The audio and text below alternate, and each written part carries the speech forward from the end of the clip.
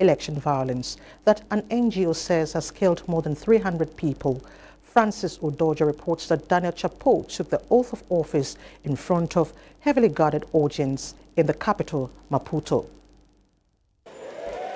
Chapo, 48, extends his Frelimo party's 50-year rule of the gas-rich African nation amid claims by opposition candidate Venancio Mondlane that the vote was rigged. Taking the oath on Wednesday, Chapo vowed to devote all energies to defending, promoting, and consolidating national unity, human rights, democracy, and the well-being of the Mozambican people. On the eve of the inauguration, Mondlane threatened to paralyze the new government with daily demonstrations following his early calls for a national strike in the days leading up to the ceremony. Mondlane, 50, who is popular with the youth, maintained the October 9 polls were rigged in favor of the Frelimo party, which has governed Mozambique since independence from Portugal in 1975. However, Chapo called for stability on Monday, telling journalists at the National Assembly saying they can continue to work and together united to develop their country. International observers have said the election was marred by irregularities, while the EU mission condemned what it called the unjustified alteration of election results. Meanwhile, South Korean President Yoon Suk Yeol has been arrested over failed martial law bid. The now impeached President Yoon said he has decided to submit to questioning over his failed martial law bid to avert bloodshed, even though he believed the probe was illegal.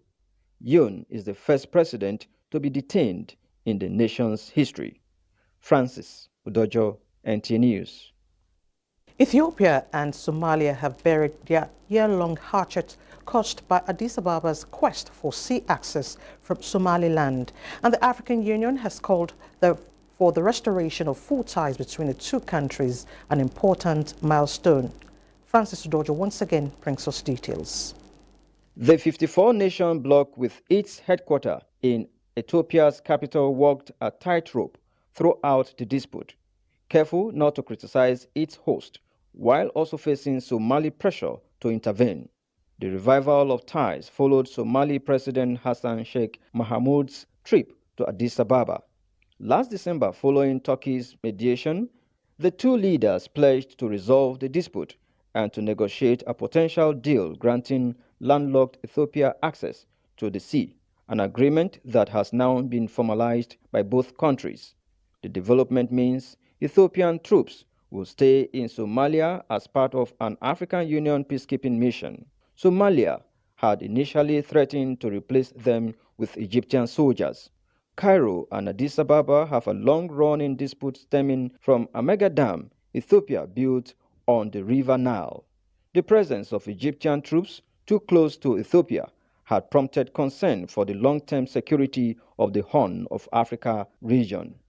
Somalia considers Somaliland its territory and forbids official contact with it.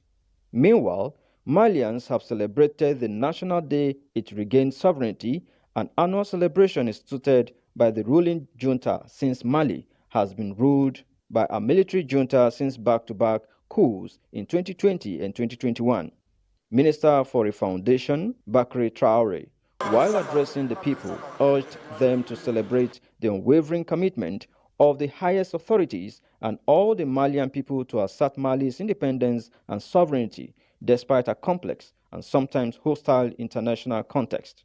Prime Minister of Mali, Abdoulaye Maïga, appreciated the president of the transition, adding that nothing would have been possible without the help of the people.